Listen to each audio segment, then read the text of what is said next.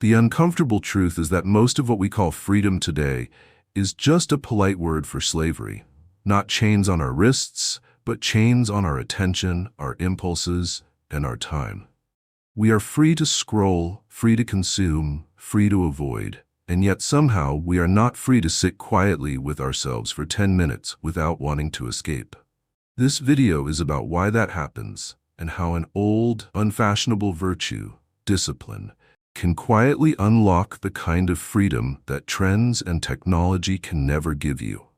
By the end of this journey, you will not be promised an easier life. Instead, you will see your life differently.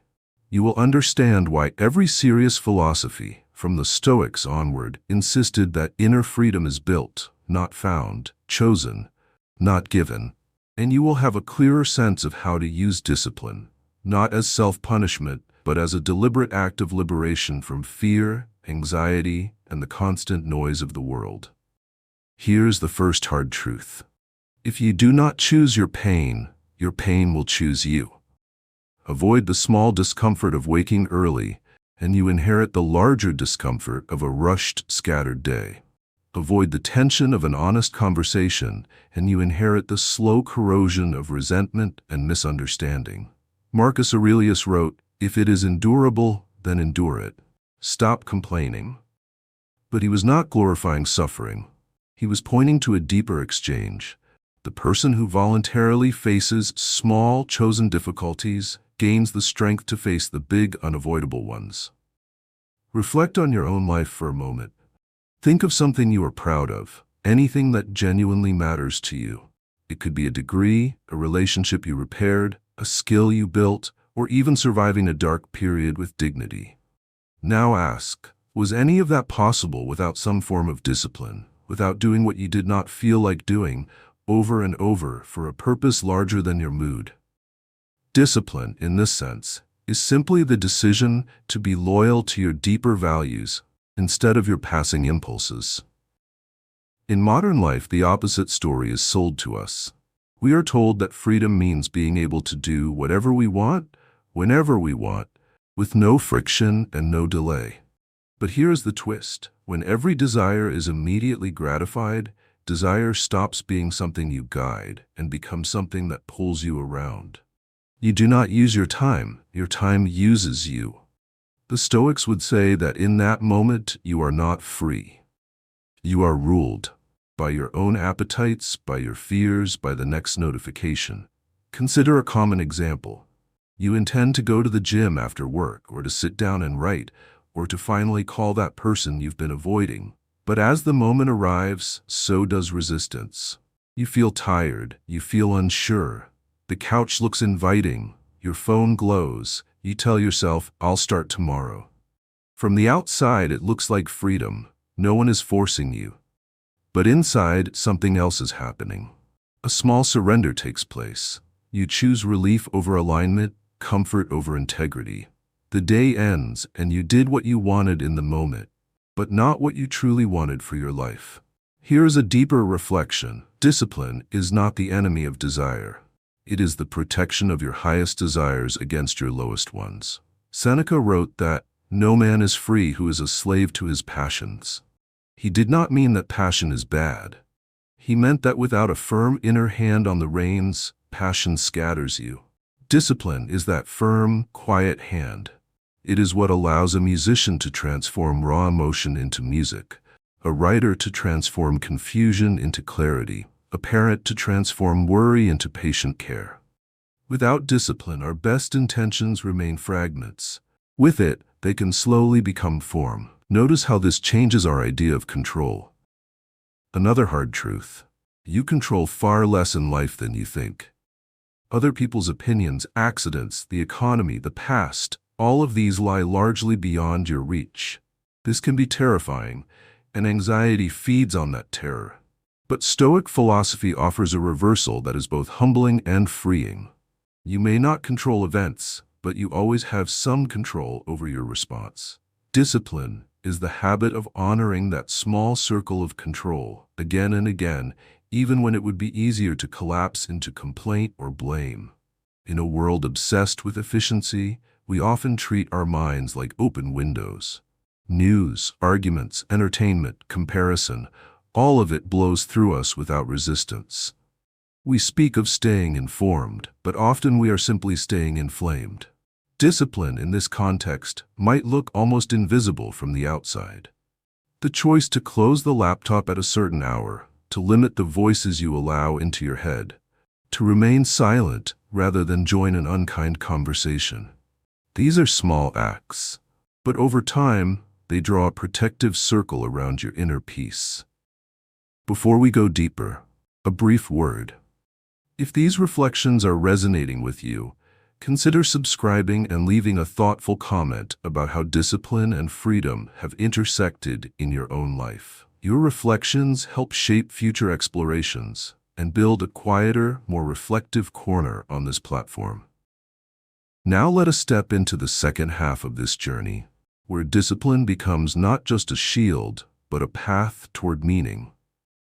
Here is another uncomfortable truth. Most of our anxiety does not come from reality itself, but from the gap between what we know we should do and what we actually do. We are not tormented only by what happens to us, but by the silent awareness that we are not living as we could. Every time we break a promise to ourselves, we teach our mind a subtle lesson. My word is not to be taken seriously. That is a recipe for chronic unease. The Stoics understood that inner peace is inseparable from inner coherence. When your actions, values, and words line up, there is a quiet strength in you that no external chaos can easily shake. Discipline is the craft of aligning these three over time. Not perfectly, not without slips, but steadily. You choose to act in accordance with what you say you care about. You choose to return to the path each time you drift. This is not dramatic. In fact, it is almost boring. Yet its effects are profound. Anxiety begins to loosen its grip, not because life becomes gentle, but because you stop being at war with yourself. Consider a modern example. Imagine two people facing the same uncertain future. Unstable job markets, rising costs, rapid changes. One responds by numbing out, more entertainment, more distraction, more avoidance of difficult decisions. The other responds by quietly tightening their discipline, learning one new skill each morning, tracking their spending, reaching out to mentors, caring for their body so their mind can stay clear. Both feel fear. But over time, one becomes more trapped by events, while the other becomes more prepared, more adaptable. The external world is the same. The inner posture is different. Discipline does not erase fear, but it prevents fear from becoming your master. Here is a conceptual shift that might feel surprising. Discipline is not about making your life smaller. It is about making your freedom deeper. When you decide, for example, to live by certain principles, to be honest even when it costs you, to treat your body with respect, to speak less and listen more, you are narrowing your options in the moment. But you are also expanding your possibilities in the long term. You become someone people can rely on. You become capable of sustained effort. You become less tossed around by your moods. Your life acquires integrity, and integrity is a kind of quiet vastness. Pain, too, takes on a new meaning under this light. Another hard truth. You cannot build a meaningful life that is painless. The attempt to do so, to avoid all discomfort, all risk, all failure, is itself a kind of prison. The Stoics did not seek pain, but they refused to be intimidated by it. They saw that pain, when chosen wisely and endured with purpose, can carve out more space inside you. The discipline of showing up to train, to study, to apologize, to let go of an unhealthy habit, these are all small pains. But what they create is not suffering, it is capacity. Think of someone you admire, not for their fame or success, but for their character. Perhaps a grandparent who worked quietly for decades, a teacher who never stopped learning, a friend who is steady in crises. If you look closely, you will probably find that their freedom did not come from having no constraints, but from having chosen the right ones. They disciplined their speech, their spending, their reactions, their time. They accepted that they could not have everything, and so they chose carefully what was worth giving their life to. In that acceptance, they moved through the world with less frantic grasping and more grounded presence. The final reversal is this.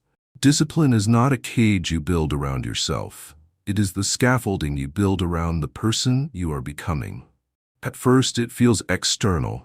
Alarms, routines, rules, boundaries. But over time, if it is aligned with your deepest values, it becomes internal. You no longer force yourself to act against your nature. You uncover your truer nature, a self that can be trusted, a mind that can be quiet, a heart that can remain open even in difficulty. You will not always feel like being disciplined. You will fail, you will forget, you will fall back into old patterns. But each time you remember, each time you return, you are practicing a deeper freedom, the freedom to begin again, instead of being defined by your last mistake. This, too, is discipline. The discipline of forgiveness, of patience, of staying on the path without drama. So when you hear the word discipline, do not think first of restriction, of harsh self-denial, of joyless effort. Think instead of a door.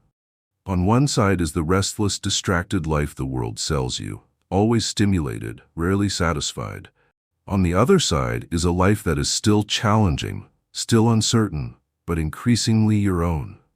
The handle of that door is small. It looks like an early morning, a difficult conversation, a notebook filled with honest reflections, a decision to pause before you react.